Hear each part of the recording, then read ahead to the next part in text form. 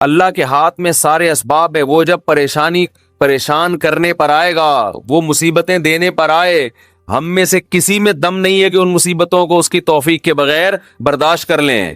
یہ ممکن نہیں ہے. اور یہ بھی ممکن نہیں ہے اس کے علاوہ کوئی وہ مصیبتیں ہم سے دور کر دے. کتنی بڑی وعید ہے دعا نہ مانگنے پر. اور جو لوگ دعا نہیں مانگتے، حقیقت یہ ہے کہ وہ اپنے آپ کو دعا سے مستغنی سمجھتے ہیں. وہ کہتے ہیں مجھے ضرورت کیا ہے. میں ایک چٹکلا سناتا ہوں نا ایسے موقع پہ. ایک آدمی اپنا گدھا بیچنے جا رہا تھا بازار میں. کسی نے پوچھا کیا کر رہا ہے؟ اس نے کہا کہ یہ گدھا میں جاؤں گا مارکیٹ میں لاکھوں کا بکے گا. کسی نے کہا کہ انشاءاللہ کہہ دے کہ اگر اللہ نے چاہا. اس نے کہا انشاءاللہ، یعنی اللہ نے چاہا کہنے کی کیا ضرورت ہے؟ گدھا میرے ہاتھ میں ہے، نسل اس کی اچھی ہے، مارکیٹ میں گدھے کی مانگ بھی ہے. گدھے مارکیٹ سے کیا ہو گئے ہیں؟ شارٹ. اگر وہ ہماری مارکیٹوں میں آتا، اسمبلیوں میں آتا، پتہ چلتا ہے یہاں مارکیٹ سے شارٹ نہیں ہے، ہول سیل کے حساب سے ہمارے یہاں. تو اب اسے لوگ کہہ رہے ہیں کہ بھائی بول دے اگر اللہ نے چاہا. وہ کہہ رہے ہیں اللہ نے چاہا کہ سب کچھ صحیح ہے، سب کچھ صحیح ہے. مارکیٹ میں گدھوں کی ویلیو بھی ہے اور انتظار میں بھی ہیں لوگ، تو منہ مانگی قیمت پہ بکے گا. اچانک کوئی مارکیٹ میں جب پہنچا، ڈاکو آیا، گدھا چھین کے لے گیا، یا اس گدھے کو بیماری ہوئی مر گیا. اب یہ خالی ہاتھ آ رہا ہے. اسی بندے سے رابطہ ہوا، اس نے پوچھا ہاں بھائی کیا ہوا؟ کہہ رہے انشاءاللہ میں گدھا لے کے جا رہا تھا، انشاءاللہ کوئی ڈاکو آیا، انشاءاللہ اس نے چاقو نکالا، اور انشاءاللہ وہ گدھا مجھ سے چھین کے لے گیا. اب بات پہ کیا لگا رہا ہے؟ انشاءاللہ. اس نے کہا کمبخت جب لگانا تھا تو اس وقت تو لگایا نہیں انشاءاللہ، اور اب لگا رہا ہے. تو ہم پر جب مصیبت پڑتی ہے پھر ہم کہتے ہیں یار اللہ کہاں ہے؟ تو بھئی یہ تو مصیبت سے پہلے اللہ کو پکارو. جو اللہ کو نہیں پکارتا یہ اس کی علامت ہے کہ اس کی نظر اسباب پر ہے، اللہ پر نہیں ہے. وہ سمجھتا ہے یہ جیسے کافر اسباب کو دیکھتا ہے نا، وہ تو کہتا ہے خدا کیا کر رہا ہے؟ گاڑی کے ایکسیلیٹر پہ پاؤں رکھو تو گاڑی چلتی ہے، بریک پہ پاؤں رکھو تو رکتی ہے. تو اللہ کہاں ہے؟ تو اللہ کو اگر نہیں کوئی پکارتا تو اللہ اس کا مطلب پھر یہ سمجھتے ہیں کہ یہ سمجھتا ہے کہ اس کو میری ضرورت نہیں ہے. یہ بہت بڑا جرم ہے.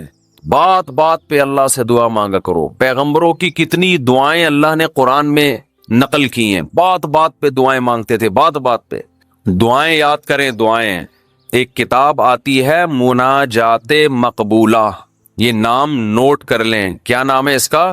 مناجات مقبولہ. ہر کتاب، ہر لائبریری سے مل جائے گی. یہ جو جتنے بھی کتب خانے ہوتے ہیں نا، مولانا اشرف علی تھانوی رحمہ اللہ تعالی نے قرآن اور حدیث کی دعاؤں کو جمع کر کے ایک چھوٹی سی کتاب میں لکھ لیا ہے. ایک چھوٹی سی کتابچے میں جمع کر لیا ہے قرآن کی دعائیں اور حدیث میں جو دعائیں. بہت جاندار دعائیں ہیں وہ.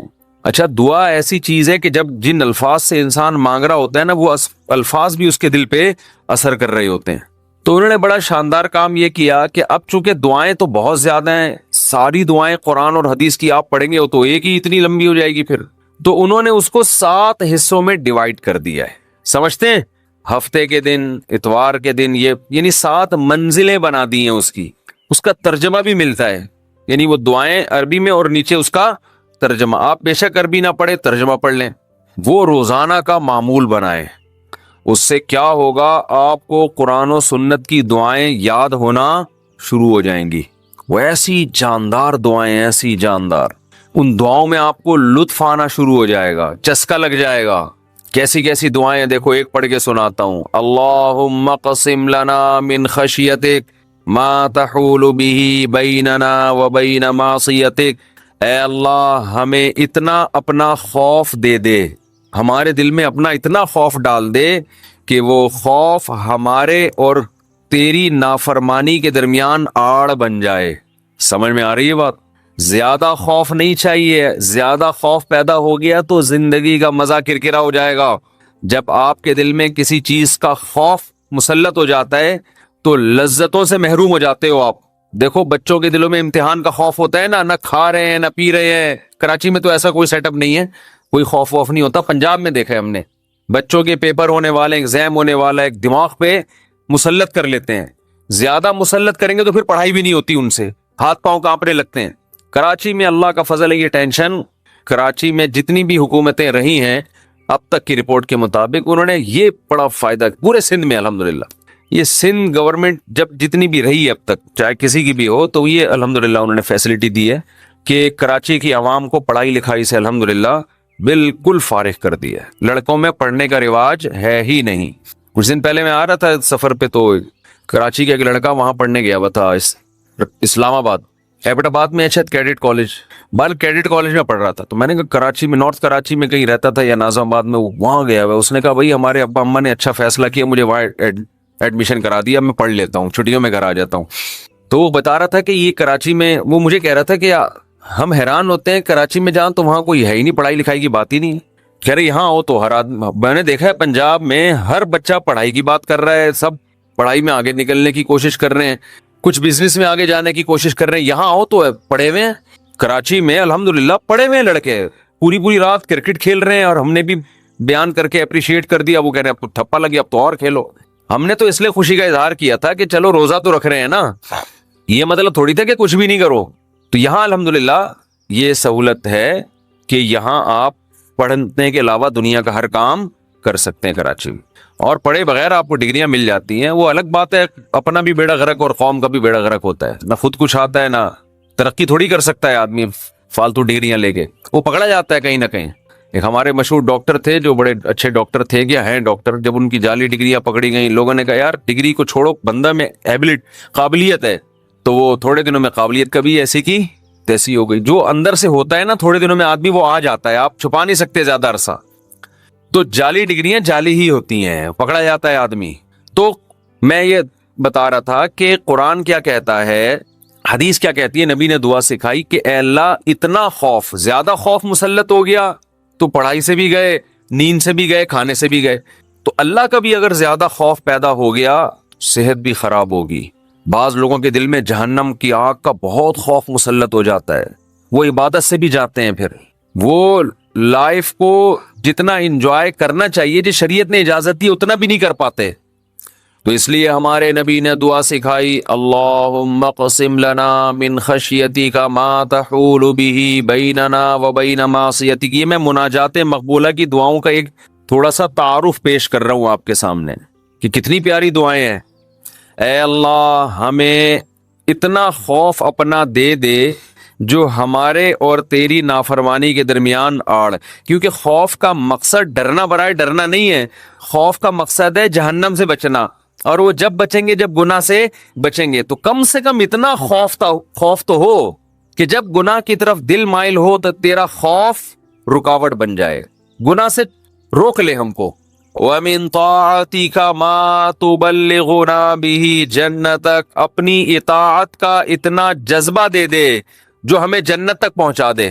کیا ہو گیا بھائی، کیا ہوا؟ اچھا، وَمِن طَاعَتِكَ مَا تُبَلِّغُنَا بِهِ جَنَّتَكَ، یہ اسی کی تکمیل ہے. وَمِنَ الْيَقِينِ، یہ بڑا پیارا جملہ ہے، وَمِنَ الْيَقِينِ مَا تُهَوِّنُ بِهِ عَلَيْنَا مَصَائِبَ الدُّنْيَا. اے اللہ اپنا اتنا یقین دے دے، اتنا یقین، تیری ذات پہ اتنا یقین آ جائے کہ تو سب کچھ کرنے والا تو ہی ہے. اتنا یقین آ جائے کہ دنیا کی مصیبتیں ہلکی لگنے لگیں، ڈپریشن میں نہ جائیں ہم مصیبتوں کی وجہ سے. جو اللہ کو نہیں مانتے نا، جب وہ دیکھتے ہیں کوئی ٹینشن آ رہی ہے تو وہ کہتے ہیں یار اس ٹینشن کی یہ وجہ ہے اور یہ وجہ تو ختم نہیں ہوگی، تو میں تو ٹینشن میں زندگی گزاروں گا. وہ خودکشی کی طرف جائیں گے. اور جس کو پتا ہے کہ یہ دینے والا کون ہے، اللہ، وہ میرا خیر خواہ ہے، وہ مجھے سنورنے اور بنانے کے لیے دے رہا ہے، وہ یہ ٹینشن دور بھی کر سکتا ہے، وہ کسی سبب کا محتاج نہیں ہے، اس میں میرا فائدہ ہے، تو اس سے وہ ٹینشن کیا ہو جائے گی، ہلکی. تو اے اللہ اتنا یقین اپنا دے دے جس یقین کی وجہ سے دنیا کی مصیبتیں ہمیں ہلکی لگنے لگیں. اگر اتنا بھی یقین نہیں ہے تو یہ یقین نہیں ہے. وَمِنَ الْيَقِينِ مَا تُهَوِّنُ بِهِ عَلَيْنَا مَصَائِبَ الدُّنْيَا وَمَتِّعْنَا بِأَسْمَاعِنَا وَأَبْصَارِنَا وَقُوَّاتِنَا أَبَدًا مَا أَبْقَيْتَنَا. اے اللہ تو نے ہمیں آنکھ کی نعمت دی، سننے کی نعمت دی، بولنے کی نعمت دی، چلنے کی اور بات کرنے کی، یہ تمام نعمتیں جب تک ہماری زندگی ہے یہ نعمتیں ہم باقی رکھنا، معذوری سے ہمیں بچانا. سمجھ رہے ہو کہ نہیں سمجھ رہے؟ آج لوگ دولت مانگ رہے ہوتے ہیں، صحت کو فوکس نہیں کر رہے. آنکھ کی بینائی چلی جائے خدا نہ خواستہ، کیسی اندھیر زندگی ہے. سننے کی طاقت چلی جائے، ومتعنا بأسماعنا وأبصارنا وجميع قواتنا أبدا ما أبقيتنا واجعله الوارث منا. یہ اس سے بھی زیادہ خاندانی جملہ. کافر بھی چاہتا ہے کہ میری آنکھوں میں دیکھنے کی طاقت، کانوں میں سننے کی طاقت، زبان میں بولنے کی طاقت، میری تمام جو جسم کے پارٹس ہیں وہ صحیح رہیں تاکہ میں دنیا کی نعمتوں سے مزے اڑاؤں. تو اے اللہ ہم صرف اس لیے نہیں کہہ رہے کہ یہ تمام چیزیں باقی رکھ کہ ہم دنیا میں مزے اڑائیں، دنیا میں بھی لذت، اور یہ جو تو نے ہمیں طاقتیں دی ہیں یہ آخرت میں بھی ترقی کا ذریعہ بن جائیں. تو ڈبل مزے ہو گئے کہ نہیں ہو گئے ہے بھائی؟ کیونکہ جس آدمی میں قوت اور طاقت نہیں ہوتی مختلف چیزوں کی، وہ آخرت کے کام بھی زیادہ نہیں کر سکتا. تو وَاجْعَلْهُ الْوَارِثَ مِنَّا، ان کے اثرات باقی رہے، قیامت کے دن فائدہ ہوئے. ان آنکھوں سے ہمیں، ان کان سے اچھی بات سنی تھی اور ہدایت مل گئی، تو یہ فائدہ ہو گیا نا اس کان کا آخرت میں. آنکھوں سے اچھی چیز دیکھی اور ہدایت مل گئی، اللہ کی نشانیاں دیکھی اور عبرت حاصل ہوئی ان آنکھوں سے. ماں باپ کی زیارت کی، بیت اللہ، حج کی، اللہ کے گھر کی زیارت کی. تو یہ آنکھوں کی لذت بھی ہے، اور اس لذت سے دنیا کا فائدہ بھی اور آخرت کا فائدہ بھی. وَاجْعَلْهُ الْوَارِثَ مِنَّا وَاجْعَلْ ثَأْرَنَا عَلَى مَنْ ظَلَمَنَا وَانصُرْنَا عَلَى مَنْ وَانصُرْنَا عَلَى مَنْ وَاجْعَلْ ثَأْرَنَا عَلَى مَنْ ظَلَمَنَا وَانصُرْنَا عَلَى مَنْ عَادَانَا. جو ہم سے دشمنی کرے اے اللہ تو اس کے خلاف ہماری مدد کر. دنیا میں بہت سارے دشمن ہیں، کچھ کو آپ جانتے ہیں، بہت سو کو نہیں جانتے. وَلَا تَجْعَلْ مُصِيبَتَنَا فِي دِينِنَا، اے اللہ اگر کوئی مصیبت مقدر میں ہے ہی تو وہ دنیا کی طرف پھیر دینا، دین ہمارا اس سے محفوظ رکھنا. دنیا کی مصیبت ختم ہو جاتی ہے، دین پہ کوئی نقصان اگر ہو گیا اس کے اثرات ہمیشہ ہمیشہ رہیں گے. وَلَا تَجْعَلْ مُصِيبَتَنَا فِي دِينِنَا وَلَا تَجْعَلِ الدُّنْيَا أَكْبَرَ هَمِّنَا. یہ جب مانگا کرے نا خوب شوق سے، اس کا مفہوم سوچ سوچ کے، اے اللہ دنیا ہمارا بڑا غم نہ بنا دینا کہ ہماری بڑی چاہت ہی کیا ہو. آج آپ دیکھیں، آپ کسی سے پوچھیں تجھے دنیا میں سب سے بڑی ٹینشن کیا ہے، وہ کیا بزنس. تیرا سب سے بڑا مسئلہ کیا ہے، صحت. تیرا سب سے بڑا مسئلہ کیا ہے، بیوی ٹھیک ہو جائے. تیرا سب سے بڑا مسئلہ کیا ہے جو تو چاہتا ہے، یار میرا سب سے بڑا مسئلہ ہے میری شادی ہو جائے. تیرا سب سے بڑا مسئلہ کیا ہے، یار ابا ٹھیک ہو جائیں. تیرا سب سے بڑا مسئلہ کیا ہے، یار میرے بال نہیں ہے سر پہ، میں سارا دن اسی کوشش میں لگا رہتا ہوں سر پہ بال نکل آئیں. بھائی تیرا سب سے بڑا مسئلہ کیا ہے، بھائی مجھے اللہ نہ کرے کینسر ہے، میرا سب سے بڑا مسئلہ اس وقت یہ بن چکا ہے میرا کینسر کسی طرح سے ٹھیک ہو جائے. بھائی تیرا سب سے بڑا مسئلہ کیا ہے. یہ لوگوں کی آپ سروے کریں تو یہی ہوگا نا. سمجھ میں آ رہی ہے بات؟ اکبر ہمینا کا مطلب سب سے بڑا مسئلہ، سب سے بڑی ٹینشن. بھائی تیرا سب سے بڑا مسئلہ کہ یار میرے بچے میرے قابو میں نہیں ہیں، میری سب سے بڑی خواہش ہے میرے بچے انسان کے بچے بن جائیں. بھائی تیرا سب سے بڑا مسئلہ کیا ہے، بھائی اس کا سب سے بڑا مسئلہ اس کو خدا نخواستہ فالج ہوا ہوا ہے، اس کی ابھی سب سے بڑی کوشش یہی کہ فالج ٹھیک ہو جائے اس کا. نبی دعا سکھا رہے ہیں یہ کبھی بھی ہمیشہ اللہ سے پناہ مانگو، اے اللہ یہ چیزیں میرے مسئلے تو رہیں، سب سے بڑے مسئلے نہ رہیں، سب سے بڑا مسئلہ ایک ہی ہو، آخرت. بھائی یہ مسئلہ ختم ہو گیا، کوئی دوسرا مسئلہ آ جائے گا آپ کے ساتھ. کیا خیال ہے؟ ادھر میری طرف دیکھیں نا، ادھر کیوں دیکھ رہے ہیں؟ ابھی آپ کا سب سے بڑا مسئلہ ہے میرا بیان سنیں آپ بیٹھ گئے. اچھا مجھے کچھ اس وجہ سے دیکھ رہے تھے آپ مجھے. اچھا ٹھیک ہے ٹھیک ہے میں اس میں دیتا ہوں دعا میں. 4 لاکھ روپے جمع ہوا ہے، ابھی یہ جمع کرنا ہے 25-30 لاکھ، اس کے لیے تھوڑی سی. اچھا میں جمعے کی نماز کے بعد دیتا ہوں. تو سب سے بڑا مسئلہ جو میرا اور آپ کا ہو تو حدیث میں آتا ہے کہ اللہ سے دعا مانگو، لا تجعل الدنیا اکبر ہمنا، اے اللہ یہ دنیا کے جو بکھیڑے اور مسائل ہیں یہ ہمارا سب سے بڑا مسئلہ نہ ہو. سب سے بڑا مسئلہ ہمارا ایک ہو، بھائی کینسر ٹھیک ہو یا نہ ہو، آخرت صحیح ہو جائے.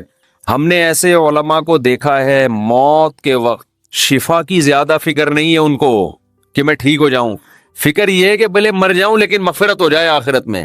ہمارے ایک استاذ تھے 45-50 سال بمشکل ان کی عمر ہوگی، بیمار ہو گئے بہت سخت.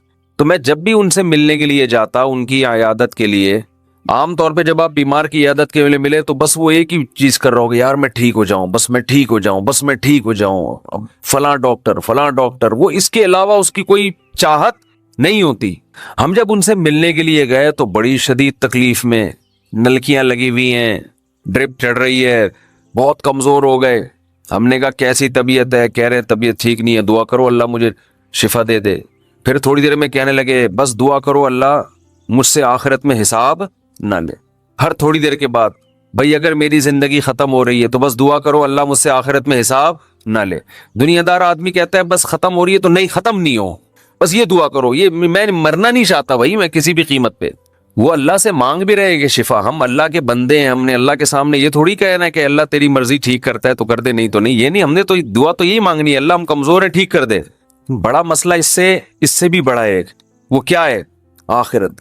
کمپیئر ہے, کمپیریٹیو ڈگری ہے. اگر کوئی مسئلہ آپ کا سب سے بڑا ہے تو آخرت اس سے بھی بڑا مسئلہ ہونا چاہیے. اگر آپ کا مسئلہ آپ کی بیگم ہے تو آخرت اس سے بھی بڑا مسئلہ ہونا چاہیے. اکبر ہمنا, سب سے بڑا مسئلہ میرا اور آپ کا کیا ہونا چاہیے؟ اللہ.